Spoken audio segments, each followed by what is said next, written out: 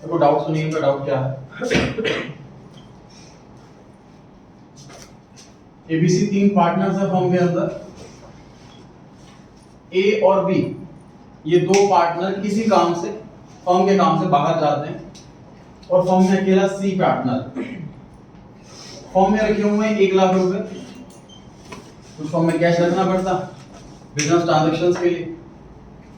Mister सी ने 1 लाख रुपए अपने पर्सनल नाम से कहीं इन्वेस्ट कर दिए, शेयर मार्केट में इन्वेस्ट कर दिए फॉर एग्जांपल, या किसी को लोन पर दे दिया, और इन दोनों के आने से जस्ट पहले पैसे वापस निकाल रहा है। 1 लाख रुपए मेरे से सपोज इसने 5,000 रुपए कमाए। दोबारा सुनाता हूं, 1 लाख रुपए फर्म के पैसे निकाल लिए इसने बिना बाकी पार्टनर से पूछे और अपने नाम पर कहीं इन्वेस्ट कर दिए। वो गोल्ड में इन्वेस्टमेंट हो सकती है, शेयर्स में इन्वेस्टमेंट हो सकती है, किसी को लोन दे दिया, ऐसा हो सकता है, कहीं भी इन्वेस्ट कर दिया पैसा। उसे 5,000 रुपए अर्न करें, 1 लाख रुपए वापस फर्म में ला करके रख दिए। ए और बी को बाद में पता लगता है कि ऐसा ऐसा हुआ। तो अब क्वेश्चन अराइज होता है कि इस 5,000 के प्रॉफिट पर क्या पूरी फर्म का अधिकार या सिर्फ अकेले सी का। तो देखिए इसके लिए जो छोटा सा रूल लगता है वो इंडियन कॉन्ट्रैक्ट एक्ट का लगता है। मैं वापस से आपको लॉ सब्जेक्ट के अंदर लेके जा रहा हूं।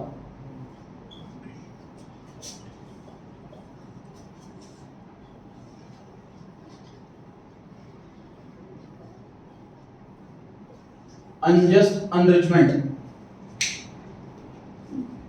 अनरिच मतलब अमीर होना, अनजस्ट मतलब अनफेयर, जो जस्टिफाइबल नहीं।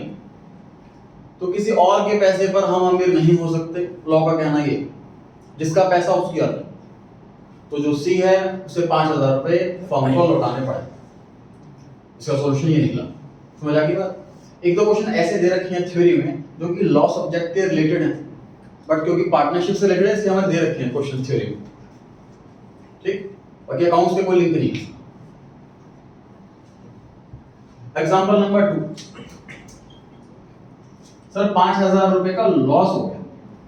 यहां से सुना सर, 1 लाख रुपए इसने फर्म से निकाले, इसको पता लगा किसी कंपनी के शेयर्स के प्राइस बहुत अच्छे बढ़ने वाले हैं, तो इसने 1 लाख रुपए फर्म के निकाल करके शेयर्स खरीद लिए अपने नाम से। अब शेयर की वैल्यू डाउन हो गई, 5,000 रुपए का नुकसान हो गया। अब मिस्टर सी कहता है कि भाई देखो लॉ ने कहा था जिसका पैसा उसका प्रॉफिट, तो जिसका प्रॉफिट उसका लॉस, सारे लॉस भरेंगे। तो 5,000 का लॉस अकेला सी भरेगा या पूरी फर्म भरेगी, यहाँ क्वेश्चन मार्क। उसका सॉल्यूशन क्या है इसमें? सॉल्यूशन ये कि सिर्फ सी जिम्मेदार है इसके लिए, पूरी फर्म जिम्मेदार नहीं है। रीजन क्या है जी? देखो ए बी ने उसको नहीं कहा था कि आप पैसा इन्वेस्ट करो। सोच के देखो प्रैक्टिकली कुछ को देखो और लगेगी ये चीज कि सर प्रॉफिट तो मार रहे हैं तीनों के तीनों, लॉस है तो वो अकेला ही। क्या बात है? खुद अपने पर लेके देखो ये बात। आपने किसी को पैसा दिया और वापसी को पैसा कम करे तो आप कहोगे मेरी क्या गलती, मुझे तो अपना पैसा पूरा चाहिए। समझ पा रहे हो कि नहीं? Yes sir. दूसरा कि आपने किसी को पैसा दिया और उस पैसे को कहीं उसने कहीं और इन्वेस्ट कर दिया, तो आप कहोगे मेरे पैसा के तूने कैसे इन्वेस्ट कर दिया कहीं और, पैसा मेरा, उसमें कुछ भी कमाई होगी तो मेरी होगी। समझ पा रहे हैं? तो बिल्कुल प्रैक्टिकली चीज से ली गई है। थ्योरेटिकली आप सोचोगे ना तो ये तो गलत लगेगा कि सर प्रॉफिट 3 लोग बांट रहे हैं, लॉस अकेला बांट रहा। लेकिन प्रैक्टिकली सोच के देखोगे थोड़ा तो बिल्कुल सही लॉ लगेगा, सही लॉजिक लगेगा कि सर वाकई में जिसका पैसा उसका प्रॉफिट, लेकिन जिसकी गलती उसका लॉस। क्लियर हो गई बात? और पूछे। PNQ wants to purchase goods from Star Limited. R does not agree. चलिए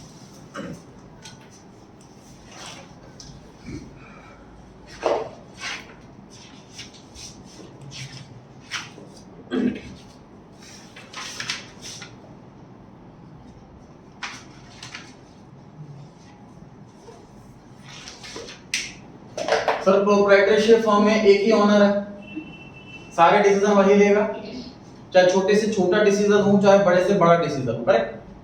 अब पार्टनरशिप फर्म में एक पर्सन नहीं है, 2 और मोर पर्सन है, मिनिमम 2 मैक्सिमम 50। बहुत सारे डिसीजन लेने होते हैं। गुड्स कहाँ से खरीदें, रेंट पर कोई जगह ले रहे हैं तो कौन सी जगह लें, मार्केटिंग का खर्चा कर रहे हैं तो कितना खर्चा करें, ऐसे बहुत सारे डिसीजन लेने। अब वो डिसीजन कौन ले, यहाँ क्वेश्चन मार्क है। सभी मिलकर ले, कुछ और पर्सन ले सकते हैं, या 2-4 लोग मिलकर ले सकते हैं, यहाँ क्वेश्चन मार्क है। तो सुन लीजिए लॉ में क्या लिखा हुआ।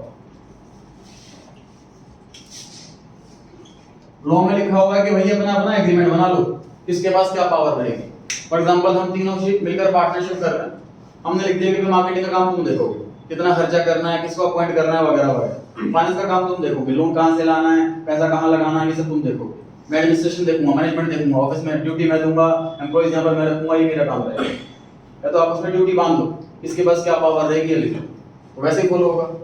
अगर एग्रीमेंट नहीं है या फिर एग्रीमेंट तो है लेकिन उसमें मेंशन नहीं है इस बारे में, तो क्या होगा, तो जो लॉ में लिखा वो होगा। तो सुनिए जो लॉ में क्या लिखा।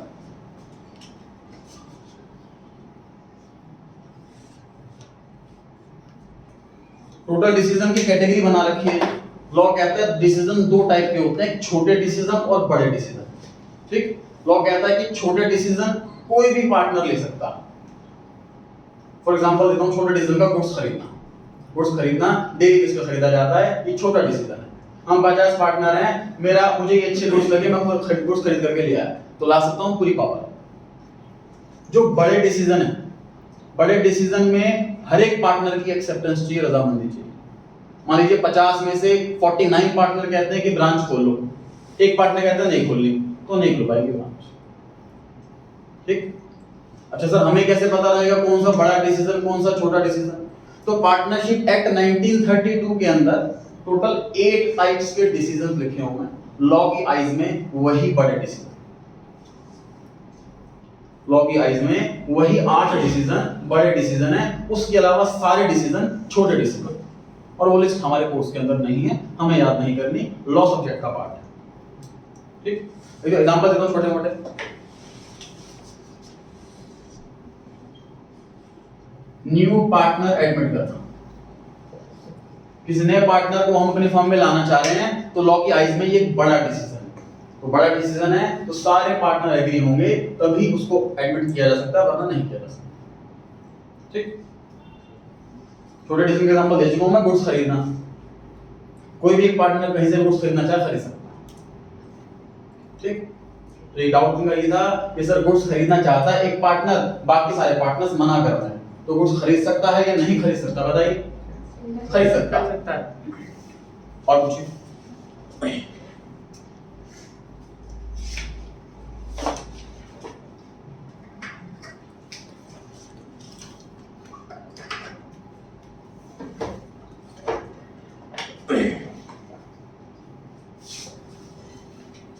पढ़े आगे? Yes sir.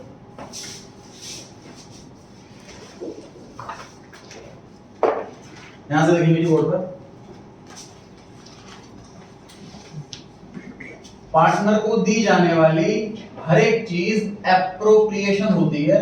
ये हमने लास्ट क्लास में सीखी, whether it's salary to a partner, whether it's interest on capital to a partner, whether it's salary commission to a partner. Partner को दी जाने वाली हर एक चीज एप्रोप्रिएशन होती है। What is appropriation? Distribution of profit. ठीक, and it depends upon profit. हमने ही सीखा था लास्ट क्लास में कि सर भले ही एग्रीमेंट में लिखा हो कि पार्टनर को सैलरी मिलेगी, हम अकाउंटेंट क्या कहेंगे पार्टनर को कि सर साल का एंड खत्म होने दो, प्रॉफिट कैलकुलेट होने दो, अगर प्रॉफिट हुआ तो सैलरी ले जाना, प्रॉफिट नहीं हुआ तो सैलरी नहीं मिलेगी, भले ही एग्रीमेंट में लिखा हो।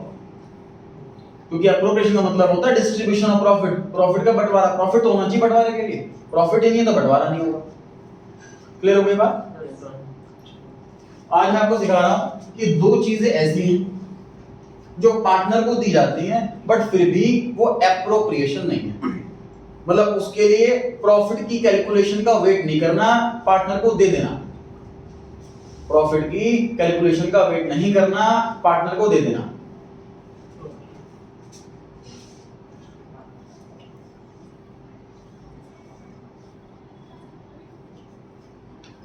इंटरेस्ट ऑन पार्टनर्स लोन, ये सीख चुके हम सेकंड क्लास में कि सर जब पार्टनर फर्म को लोन देता है तो वो एज अ पार्टनर नहीं देता, एज एन आउटसाइडर देता। किसी भी पार्टनर को लोन देने की कोई ड्यूटी नहीं होती। हम 3 पार्टनर हैं तो मेरी कोई ड्यूटी नहीं कि मैं लोन दूंगा फर्म को। फर्म का क्रेडिटर बन जाएगा। बिल्कुल सही, बिल का क्रेडिटर बन जाएगा, वो फर्म का क्रेडिटर बन जाएगा। एज एन आउटसाइडर ट्रीट किया जाता है उसको, तो लोन पे इंटरेस्ट मिलेगा एज एन आउटसाइडर। मतलब कोई पार्टनर मेरे से अकाउंटेंट से इंटरेस्ट ऑन लोन लेने के लिए आया तो हम ये नहीं कहेंगे सर पहले कैलकुलेट करने दो, प्रॉफिट होगा तो देंगे वरना नहीं देंगे। पार्टनर का रिप्लाई क्या आएगा कि भाई बैंक से लोन देते तो भी तो इंटरेस्ट देते उनको, चाहे प्रॉफिट हो चाहे ना हो। जो बैंक से हम लोन लेते तो इंटरेस्ट देना ही पड़ता है। ये थोड़ा कहते बैंक से प्रॉफिट नहीं हुआ इस साल तो इस साल इंटरेस्ट मत लो, ठीक है ना। ऐसी आइटम को क्या बोलते हैं technically? Charge. Charge against profit. Charge against profit का मतलब क्या हो गया? Compulsory expense.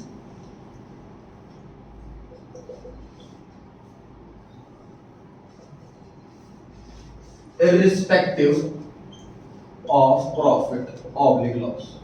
प्रॉफिट हो, प्रॉफिट कम हो, प्रॉफिट ज्यादा हो, लॉस हो, ये मैटर ही नहीं करता, ये देने देना। समझ आ गई बात? तो हमें ध्यान रहेगा सर, पार्टनर को दी जाने वाली हर एक चीज एप्रोप्रिएशन होती है। प्रॉफिट होगा तो ही देंगे वरना नहीं देंगे, एक्सेप्ट इंटरेस्ट ऑन पार्टनर्स। सही? क्लियर हो गई बात? दूसरी और आखिरी चीज,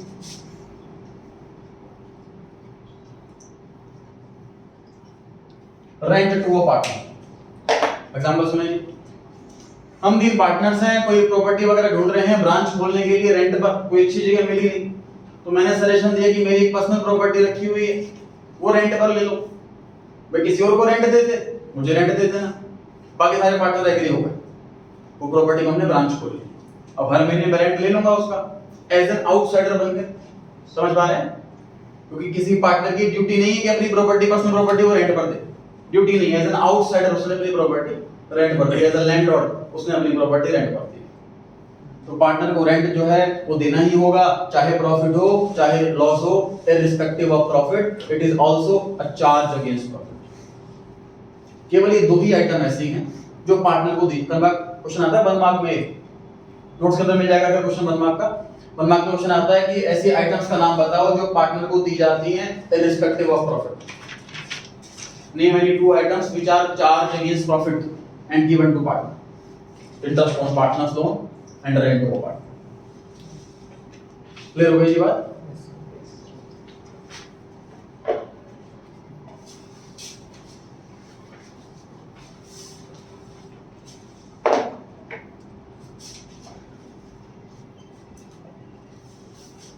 Reading P&L,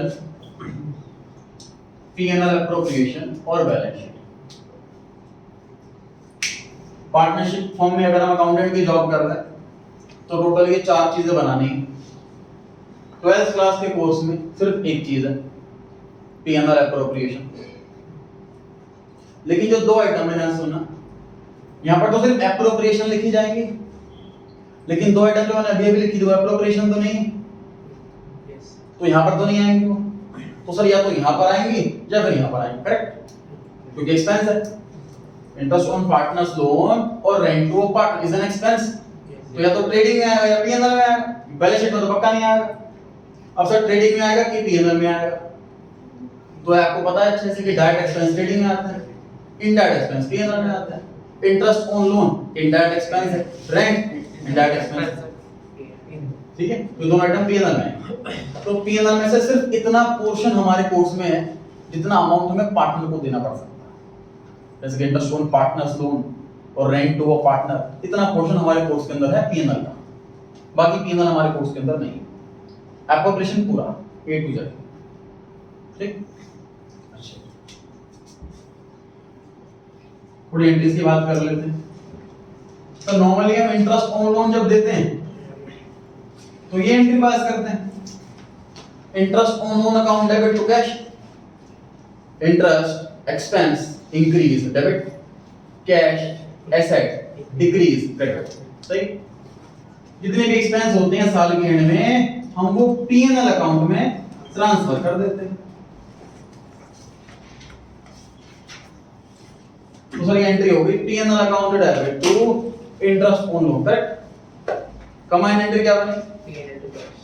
कंबाइंड एंट्री बनी sir PNL debit to cash. PNL में एक्सपेंस चला गया, कैश नाम के सेट हो गई, इंटरेस्ट ऑन लोन तो डेबिट क्रेडिट से कैंसिल हो गया। कंबाइंड एंट्री कर सकते हैं कि नहीं कर सकते? तो नहीं कर सकते, क्योंकि इंटरेस्ट देने की डेट तो कुछ भी हो सकती है। मे बी मंथली इंटरेस्ट दे रहे हो, मे बी क्वार्टरली इंटरेस्ट दे रहे हो, maybe semi annual interest दे रहे हो, मे बी एनुअल इंटरेस्ट दे रहे हो। ये वाली एंट्री कंफर्म्ड है, साल के एंड में ही होगी, है ना? क्योंकि पीएनएल अकाउंट 31 मार्च से पहले हम रिकॉर्ड नहीं कर सकते, डेबिट क्रेडिट कर ही नहीं सकते, कमांड नहीं हो सकती। समझ आ गई बात? समझ आ गई बात? अब मैं इस नॉर्मल लोन को पार्टनर लोन में कन्वर्ट कर रहा हूं। Interest on partners loan account debit, सही। अब सर अगेन पार्टनर के साथ कोई भी डीलिंग हम कैश में नहीं करते कि पार्टनर आया सर ये सैलरी पकड़ो, ये इंटरेस्ट पकड़ो, जितना भी उसका पैसा बनता है उसके खाते में, उसके अकाउंट में लिख देते हैं, ठीक। अब पार्टनर ने हमें लोन दे रखा, तो पार्टनर के हमारे यहाँ दो दो अकाउंट खुल गए, एक तो कैपिटल अकाउंट और एक लोन अकाउंट। समझ आ गई बात? तो जब पार्टनर ने कैपिटल लगाई होगी, मान लो राम पार्टनर का नाम है, तो राम्स कैपिटल के नाम से अकाउंट खोला होगा अपने लेजर में। जब राम ने लोन दिया होगा तो राम्स लोन के नाम से एक नया लेजर खोला होगा, टोटल दो लेजर खुले हुए हैं। तो जो कैश की जगह उसके अकाउंट में ट्रांसफर करेंगे हम, पार्टनर्स कैपिटल, तो उसके अकाउंट में ट्रांसफर करेंगे।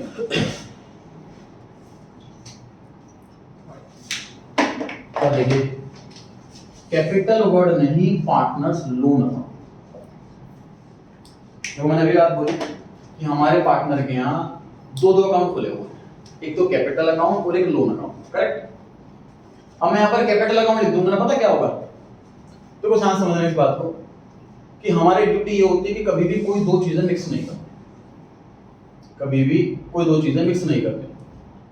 देखो जैसे हम अभी अकाउंट्स बेसिक लेवल पे पढ़ रहे हैं, सी फाइनल में जैसे क्वेश्चन किस टाइप के क्वेश्चन आते हैं, केस स्टडी टाइप क्वेश्चन आते हैं। केस स्टडी अकाउंट्स में कैसी केस स्टडी होती है कि हम एक अकाउंटेंट एक फर्म की कंपनी की बैलेंस शीट चेक कर रहे हैं, अकाउंट्स चेक कर रहे हैं, हमने देखा कि कंपनी ने अपनी पुरानी मशीनरी एज अ स्क्रैप में दे दी 5 लाख और 5 लाख की नई मशीन लिया, तो नेट ऑफ हो गया, 5 का सामान गया 5 आए, तो उन्होंने एंट्री पास नहीं करी, ये वैलिड है या नहीं है, आंसर दे रीजन के साथ। ऐसे क्वेश्चन आते हैं, तो हम रीजन देंगे, उसमें फुल डिस्क्लोजर कॉन्सेप्ट, इधर हम कोई चीज छोड़ नहीं सकते। अब पुरानी मशीन बेची है, ये सेपरेट ट्रांजैक्शन है, नई मशीन खरीदी है, ये सेपरेट ट्रांजैक्शन है, दोनों को अलग अलग रिकॉर्ड करना, मिक्स नहीं कर सकते। समझ पा रहे हैं? तो पार्टनर ने जब कैपिटल लगाई तो कैपिटल अकाउंट्स का सेपरेट चल रहा है, वो उसने एज अ इन्वेस्टर पैसा लगाया है, लोन उसने एज एन आउटसाइडर दिया, दो चीजें हमें मिक्स नहीं करनी। समझ आ रही है बात? तो मान लीजिए मेरे बैंक में दो अकाउंट है, एफडी का अकाउंट अलग है, सेविंग अकाउंट अलग है, रिकरिंग डिपॉजिट अलग है, ऐसे 3-4 अकाउंट खुले हुए हैं, तो जिस भी अकाउंट का इंटरेस्ट होगा वो बैंक वाला उसी अकाउंट में डालेगा, दूसरे में तो नहीं डाल देगा। ऐसे ही हमें करना कि पार्टनर के अगर लोन का इंटरेस्ट है तो लोन अकाउंट में ही डालना, पार्टनर की कैपिटल का इंटरेस्ट है तो कैपिटल अकाउंट में डालना। समझ आ गई बात? तो मिलना तो पार्टनर को ही है। देखो मिलना तो पार्टनर को, ये तो लोन क्यों दिया भाई, कैपिटल दे देते। उनका डाउट ये है कि सर क्या फर्क पड़ता है इस बात से, लोन अकाउंट लिखो या कैपिटल अकाउंट लिखो, पैसा मिलना तो राम को ही है, क्या फर्क पड़ता है इस बात से? देखो अगर फर्क नहीं पड़ता तो उसने भाई लोन क्यों दिया, कैपिटल दे देता, नया अकाउंट क्यों खुलवाया उसने? जब नए पार्टनर राम ने हमें 2 लाख रुपए दिए तो हम कैपिटल में लिख रहे थे, उसने कहा नहीं नया अकाउंट खोलना मेरा राम लोन के नाम से, मिक्स मत करना इसको, उसने खुद ही बोली है बात, क्योंकि अलग कॉन्सेप्ट होता है उसका, ये आउटसाइडर ट्रीट किया जाता है, इसको इंटरेस्ट मिलेगा ही मिलेगा। कंपनी बंद हो गई तो लोन का पैसा पहले मिलता, चैप्टर नंबर 8 में पढ़ेंगे हम डिसोल्यूशन में कि कंपनी बंद हो गई और पैसा कम पड़ा हुआ तो पार्टनर को लोन का पहले पैसा मिलता है, उसके बाद बचेगा तो कैपिटल का मिलेगा। ठीक है, इसलिए हमने यहाँ पर कैपिटल नहीं लोन अकाउंट लिखा। अगली एंट्री में बताओ क्या चेंज करूं? पीएनएल एप्रोप्रिएशन 15 मिनट वेस्ट कर मेरे, पीएनएल ही आएगा। Interest on partners loan, interest on partners loan is a charge against profit, ये एप्रोप्रिएशन नहीं होती है ना, तो एप्रोप्रिएशन में नहीं जाना, पीएनएल में ही रहना। चेंज छोटा सा यहां होगा, इंटरेस्ट ऑन पार्टनर्स, सही। तो ये हमने एंट्री सीखी थी इंटरेस्ट ऑन पार्टनर्स लोन की। Interest on partners loan account debit, expense increase debit to partners loan account, liability increase credit. कोई भी ट्रांजैक्शन हम कैश में नहीं करते, उसके लोन अकाउंट में ट्रांसफर करते हैं। 10 लाख का मान लीजिए लोन था और 1 लाख रुपए इंटरेस्ट, तो लोन 11 लाख रुपए का। उसके बाद हमने एक्सपेंस ट्रांसफर कर दिया पीएनएल अकाउंट में, पीएनएल में ही जाएगा, ध्यान रखना, पीएनएल एप्रोप्रिएशन में नहीं, क्योंकि ये चार्ज अगेंस्ट प्रॉफिट। क्लियर हो गई ये बात?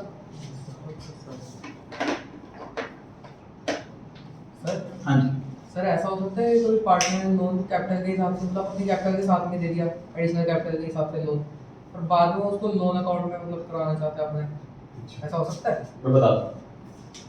देखो मेरा डाउट ये है कि सर 1 अप्रैल को बिजनेस स्टार्ट किया एक पार्टनर ने, दो तीन पार्टनर से मिलकर के, सपोज 2019। मिस्टर ए ने 10 लाख रुपीस कैपिटल लगाई और मिस्टर बी ने भी 10 लाख रुपीस कैपिटल लगाई, ठीक। उसके बाद क्या हुआ, 1 जुलाई 2019, 3 महीने बाद फर्म में जरूरत पड़ी 5 लाख रुपए की, तो मिस्टर बी ने एडिशनल कैपिटल, लोन नहीं, एडिशनल कैपिटल लगाई 5 लाख। अब कैपिटल कितनी हो गई सर? सर इसकी 10 लाख ही है और इसकी 15 लाख ही है। बाद में बी को ऐसा फील होता है कि मैंने 5 लाख रुपए बेकार लगा दिए, इसने तो कैपिटल बराबर लगा रखी है, मैंने एक्स्ट्रा कैपिटल लगा दी, प्रॉफिट तो बराबर ही मिलना है, तो मुझे ये पैसा एज अ लोन देना चाहिए, ठीक। तो पहले ए से बात करेगा कि भाई जो 5 लाख एक्स्ट्रा दिए थे ना मैंने, वो लोन ट्रीट कर, एडिशनल कैपिटल ट्रीट मत कर। ए एग्री हो जाता है तो हम अकाउंटेंट को बता दी जाएगी ये बात कि जो 5 लाख अपने कैपिटल अकाउंट में डाले थे ना, वो कैपिटल अकाउंट से निकाल करके लोन अकाउंट में डाल दो। क्या एंट्री पास करेंगे हम? B's capital account debit 5 lakh to B's loan account 5 lakh. Capital decrease debit, loan liability increase credit, तभी एंट्री पास कर दो जैसे वो बोलेंगे हम, ठीक। और जो सर जब ये एक्सेप्ट करेगा तभी वो होएगा ना। एग्री, दोनों एग्री होने चाहिए, दोनों एग्री होने चाहिए। सर मान देखो प्रैक्टिकल लाइफ में क्या होगा कि सर बी ने कहा ए से कि भाई इसको लोन मान ले, ए एग्री हो जाएगा तो एंट्री पास कर देंगे। मान लीजिए ए नहीं मान रहा तो बी अपने पैसे वापस निकाल लेगा, भाई मैं क्यों लगाऊं एक्स्ट्रा कैपिटल, सही। सर वो जो 3 महीने का होगा टाइम, उसका जो इंटरेस्ट होगा वो मिलेगा कि वो नहीं मिलेगा? और 1 अप्रैल से 1 जुलाई, यस सर। इसमें तो पैसा लगाया नहीं उसने 5 लाख, उसका क्यों मिलेगा? नहीं, अगर पहले कभी लगाया हो, मतलब लगा रखा हो 5 लाख साथ में, फिर उसके बाद जरूरत पड़ी हो, मतलब बाद में जिस डेट से पैसा लगाया ना उस डेट से इंटरेस्ट मिलना चालू हो जाएगा, इंटरेस्ट का मीटर चालू हो जाएगा, ठीक।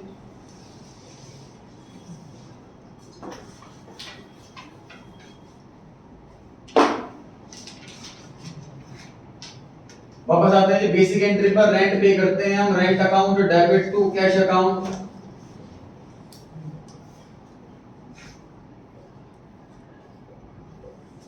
इसी भी हमने आउटसाइडर से मान लीजिए कोई प्रॉपर्टी रेंट पर ले रखी है, तो rent account debit to cash account, rent expense increase the debit, cash asset decrease credit. जितने भी एक्सपेंस होंगे सारे पेमेंट में ट्रांसफर कर दिए जाएंगे पीएनएल में, PNL account debit to rent.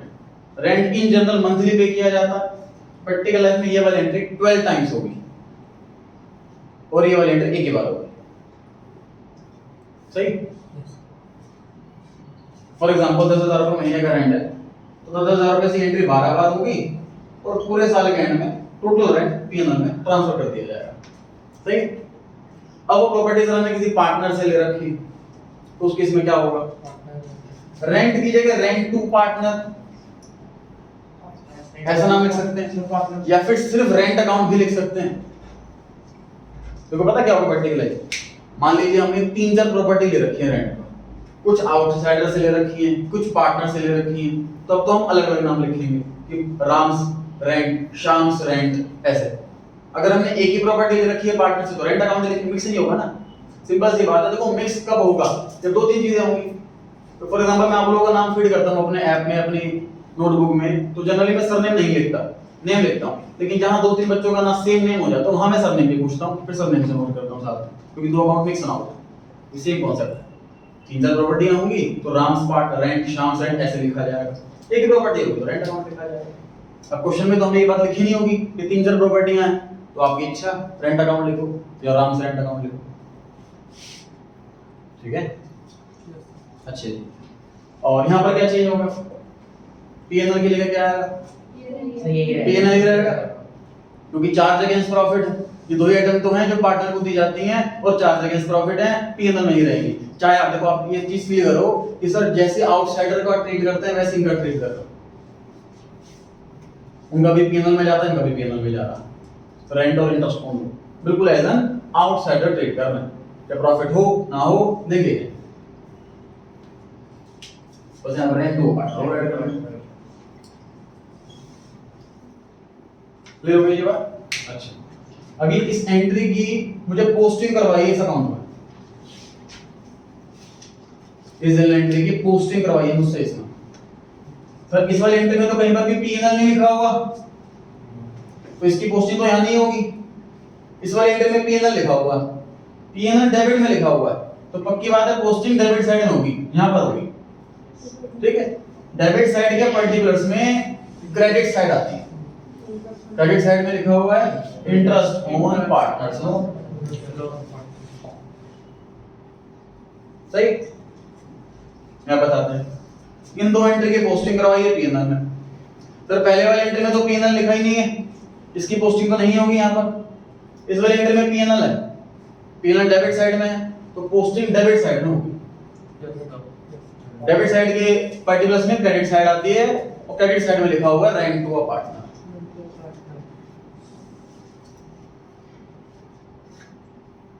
सही है? हमारे कोर्स के अंदर मैक्सिमम लेजर्स हैं, एंट्रीज लिस्ट हैं पूरी 12 एंट्रीज बहुत कम क्वेश्चंस में है, बहुत कम चैप्टर्स में है, मैक्सिमम चैप्टर्स में लेजर्स है। अब थोड़ा हमें सीनियर प्रिज्यूम किया जा रहा है कि हम एंट्री माइंड में करके सीधा पोस्टिंग करने के लिए एलिजिबल हैं, ये माना जा रहा है। क्वेश्चन किस टाइप का आएगा देखिए, तो प्रॉफिट मान लीजिए 10 लाख रुपए, इंटरेस्ट अमाउंट कैलकुलेट कर लिया, रेंट कैलकुलेट कर लिया, मान लीजिए ये 1 लाख है और ये 2 लाख है, तो नेट प्रॉफिट कितना हो गया? 7 लाख हो गया। सही है? अब ये 7 लाख का प्रॉफिट जाएगा इधर, और फिर पार्टनर को interest on capital, salary, commission ये सब देंगे और बचा हुआ प्रॉफिट बांटेंगे। समझ पा रहे हैं? चलिए नोट पर आते हैं, पेज नंबर 18।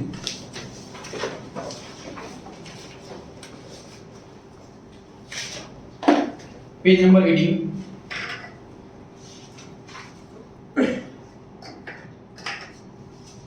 टॉपिक दिया हुआ सबसे नीचे इंटरेस्ट ऑन पार्टनर्स लोन, जो एंट्री आपको लिखवाई है कि वही एंट्री लिखी हुई है यहाँ पर। अगले पेज पर आ गया जी पहला क्वेश्चन, 19 पेज नंबर पर पहला क्वेश्चन। ध्यान से पढ़ लीजिए सभी क्वेश्चन।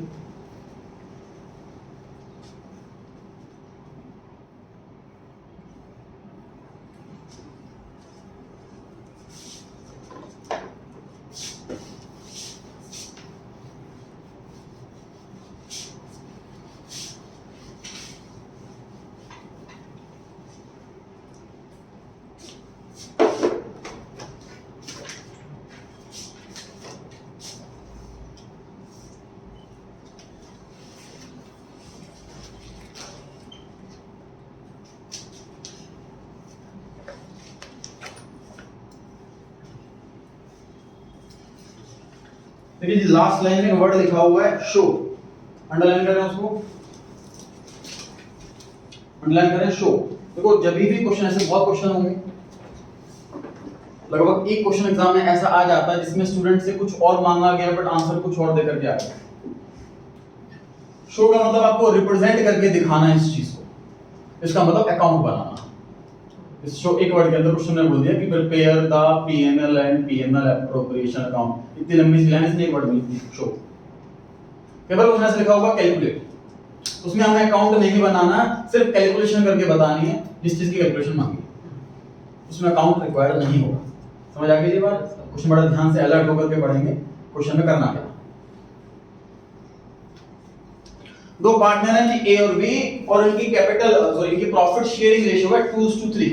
जितना भी प्रॉफिट होगा उसमें 2/5 प्रॉफिट ए लेगा और 3/5 प्रॉफिट बी लेगा। कैपिटल दे रखी है जी 4 lakh and 6 lakh. On 1 December 2019 A and B granted loans of rupees 3 lakh and 4 lakh respectively, दोनों पार्टनर्स ने लोन दिया। प्रॉफिट हुआ है जी for the year ended 31 March 2020। Sir यहाँ लिखा हुआ है 31 मार्च 2020, तो ये साल शुरू का हुआ 1 अप्रैल 19, मतलब ये वाला काउंटिंग ये रही। अच्छा जी, before any interest amount due to 15,000, profit है जी बिना कोई इंटरेस्ट लेस करे 15,000 का प्रॉफिट है, और हमें प्रॉफिट और लॉस डिस्ट्रीब्यूट करके दिखाना।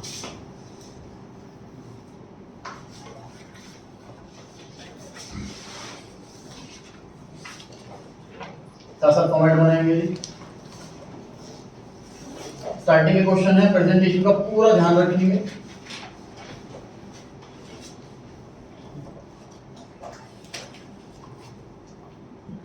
प्रॉफिट एंड लॉस अकाउंट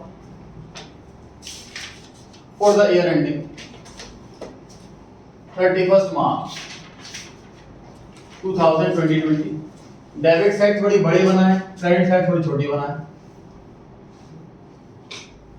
क्योंकि सारा काम हमारा डेबिट साइड का,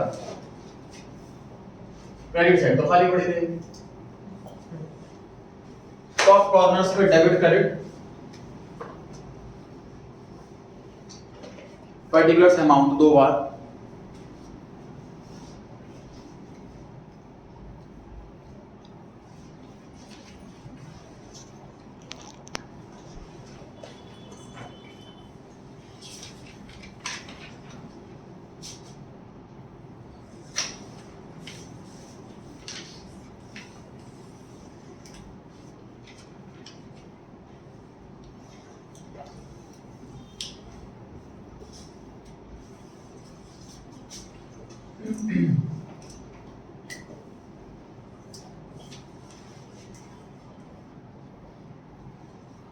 bye net profit 15,000।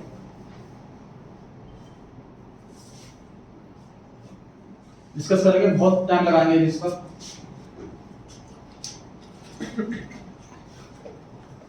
To interest on partners loan,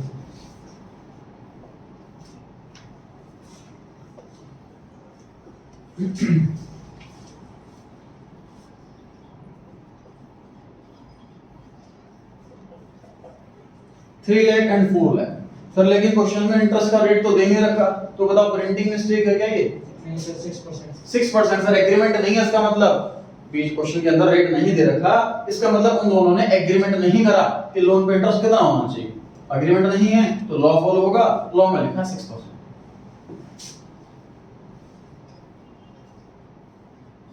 sir इसके लिए अलग से वर्किंग नोट भी बना सकते वैसे चाहे तो। बना सकते हैं वो, लेकिन लेंथी पड़ेगा आपको। आप क्या करना, 2 क्वेश्चन ऐसे करके देखना, आंसर के अंदर 2 क्वेश्चन वर्किंग नोट बना करके देखना, आपको टाइम डिफरेंस दिखेगा। Okay sir.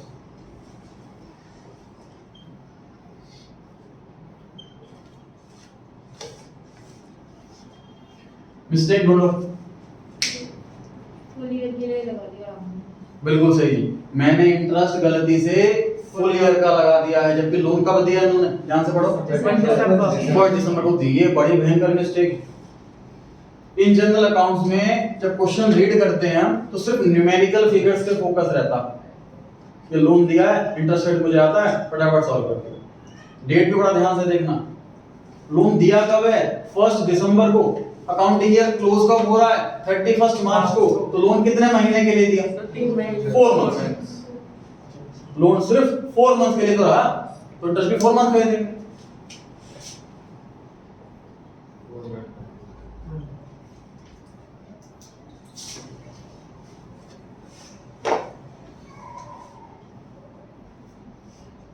हाँ जी, कितना है,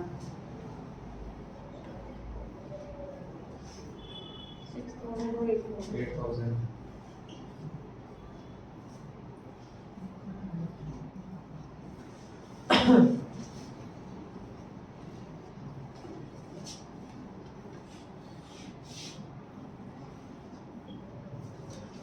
अब इंटरेस्ट ऑन लोन हटने के बाद जो प्रॉफिट आएगा वो रियलिटी में नेट प्रॉफिट है।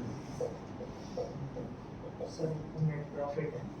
हाँ जी, सर 4 मंथ्स का कैसे है? हाँ जी, 4 मंथ्स का 1 दिसंबर से 31 मार्च।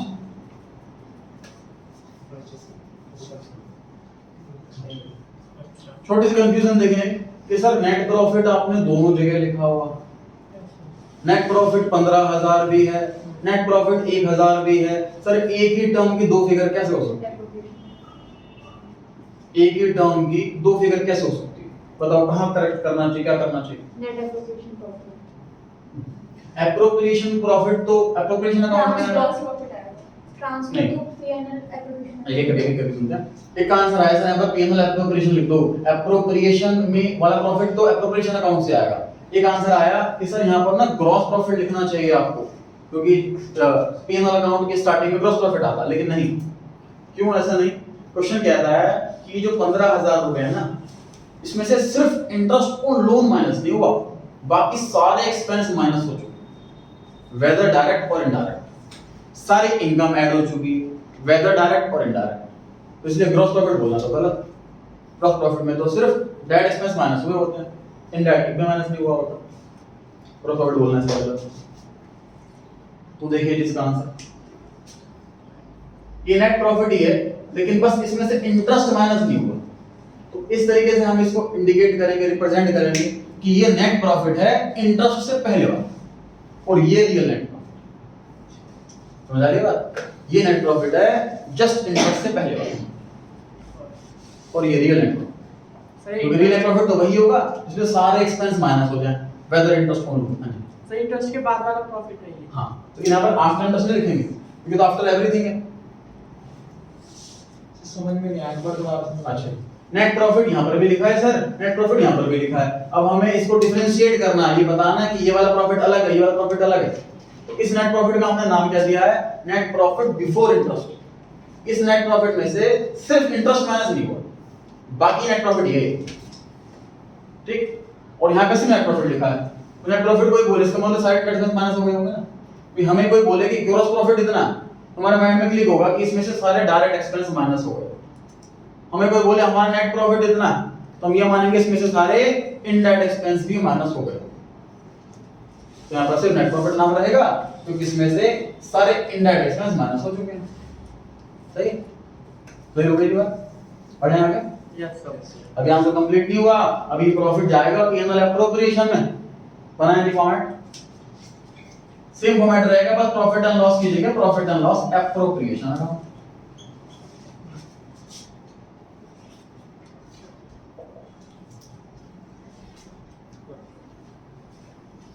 सर मुझे इसमें तो एप्रोप्रिएशन तो लिखा है नहीं, हम शुल्क भी बनाएंगे। अच्छा बताओ।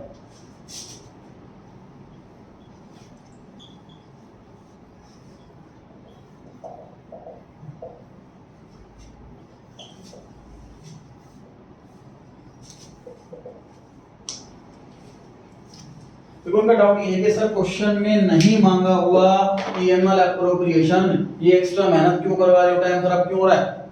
तो देखो क्वेश्चन में तो P&L अकाउंट भी नहीं मांगा था, है ना? क्वेश्चन में तो P&L भी नहीं मांगा। क्वेश्चन में क्या बोला है कि भैया प्रॉफिट को डिस्ट्रीब्यूट करके दिखाओ। प्रॉफिट को कैसे कैसे डिस्ट्रीब्यूट करोगे? प्रॉफिट 15,000, ठीक। अब हमें पता होना चाहिए कि सर 15,000 में से पहले इंटरेस्ट ऑन लोन देना है, उसकी जगह अलग है। उसके बाद 1000 जो प्रॉफिट नेट प्रॉफिट बचा उसको पार्टनर्स में बांटना है, उनके प्रॉफिट शेयरिंग रेशियो में, उसकी जगह अलग है। तो दोनों ही प्रेजेंटेशन के पार्ट हो गए। तो कहता हूं इस एक शो वर्ड में हमसे क्या बोल दिया? Prepare profit and loss account and profit and loss appropriation. इस एक वर्ड में दोनों की जगह मिली। अगर इस क्वेश्चन में सर मान लीजिए लोन होता ही नहीं तो सिर्फ एप्रोप्रिएशन अकाउंट बना। समझ आ रही है बात? Yes sir. तो इस क्वेश्चन में मान लीजिए इंटरेस्ट ऑन लोन 15,000 रुपए आता, तो प्रॉफिट बचता ही नहीं, फिर ये बनाते ही, ठीक है।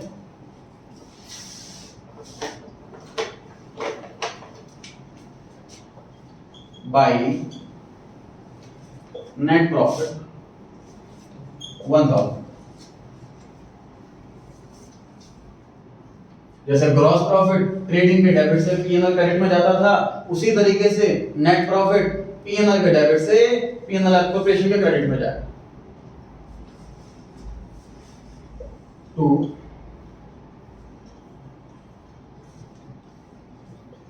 पार्टनर्स कैपिटल अकाउंट, प्रॉफिट बांटने के लिए ए और बी।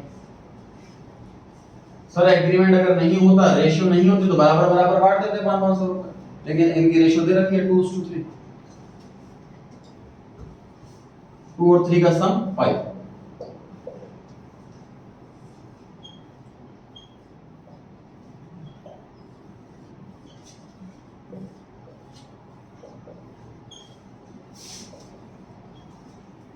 तो हमने 1000 के प्रॉफिट को इन दोनों पार्टनर्स में बांट दिया है इनकी एग्रीड प्रॉफिट शेयरिंग रेशियो में, विच इज 2:3।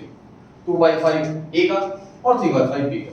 अगर रेशियो नहीं दे रखी होती तो बराबर बराबर बांट देते लॉ के हिसाब से। नोट कर। सर 1:1 में बांट देते हैं अगर नहीं दे रखा हो तो हाँ। लोग में। अगर रेशियो नहीं दे रखी हो एक्ट फॉलो करते हैं और 1:1 में बांटते हैं। Okay sir.